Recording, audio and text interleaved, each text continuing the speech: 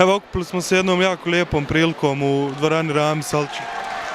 A sigurno je da je svakako zadovoljstvo svako dijete koje se nalazi trenutno tu, da vidi Žeku, ne samo njega, nego i ostale reprezentativce koji vrlo često učestvuju u ovakvim sličnim akcijama i, kažem, još jednom pokazuju da se radi ne samo o izuzetnim fudbalerima i izuzetnim sportstvima, nego i izuzetnim ljudima.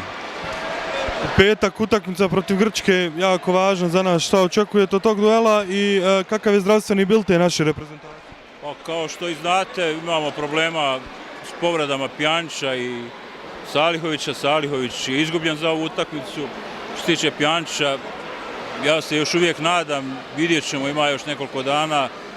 Vidio sam ga danas, razgovarali smo malo. Znam kolika mu je želja da igra u utakmicu, da li će biti spreman, da li će moći, u ovom trenutku ne mogu da kažem.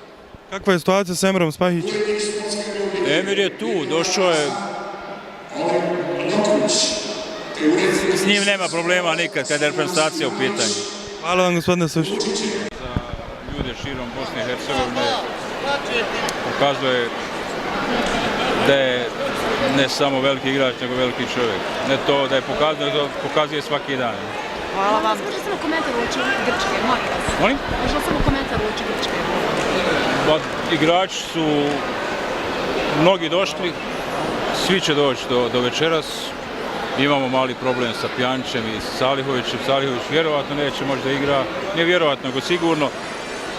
Što se tiče Pjanića, još uvijek se nadam, kao i on, razgovarao sam s njim malo prije, vidjet ćemo u petak. Uglavnom ovi koji su došli su zdravi, spremni i jedva čekaju da počnu treninzi, a pogotovo utakmica u petak. Kakvu utakmicu očekujete? Teško, neizvjesno do zadnjeg trenutka.